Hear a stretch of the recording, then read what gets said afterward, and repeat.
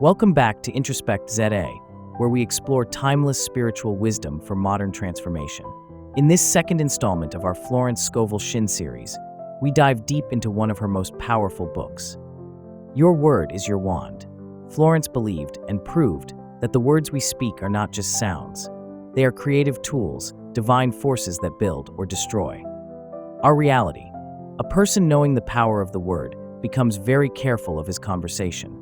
Let us now discover how your words, like a wand, can summon the life you truly desire. Florence wrote, "Man's word is his wand filled with magic and power. This is no metaphor. It is spiritual law. Your words impress upon the subconscious mind. They attract energy. They direct events. They call forth from the invisible to the visible. This idea is deeply rooted in Scripture. Genesis 1 tells us, "And God said, 'Let there be light,' and there was light. Not God thought, not God wished. God spoke." Florence taught that we are co-creators, divine expressions of the same spiritual power. So when you say, "I am blessed, I am healed, I am supplied," you are not begging. You are commanding divine truth into form.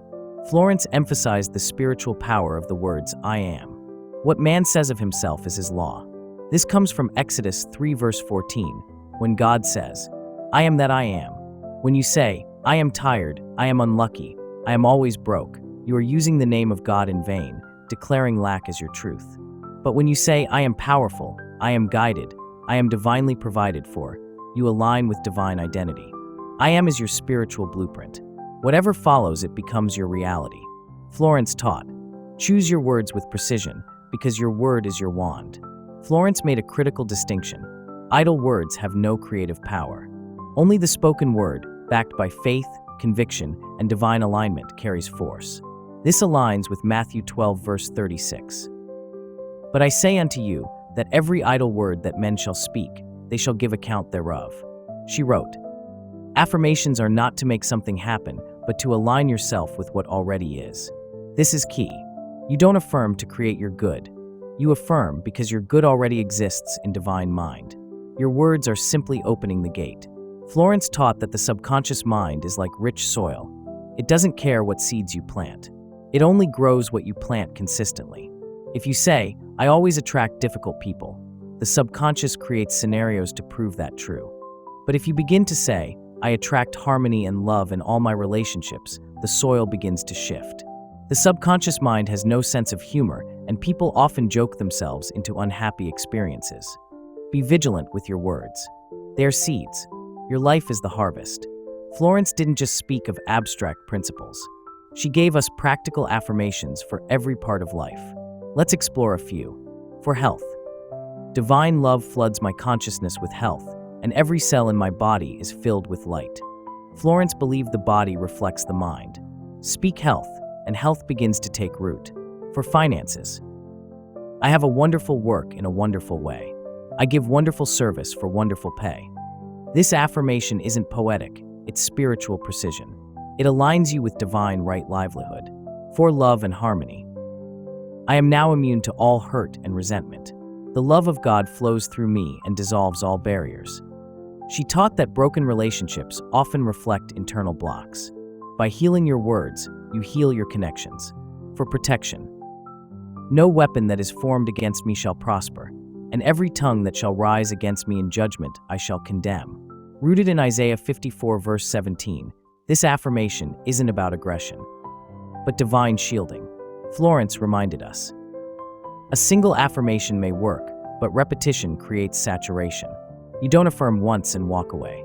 You immerse yourself in the vibration of the truth until it becomes part of your consciousness. And you do it with faith.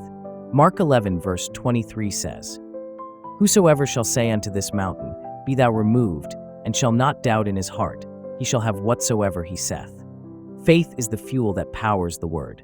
Without it, your affirmations are empty. With it, they are unstoppable.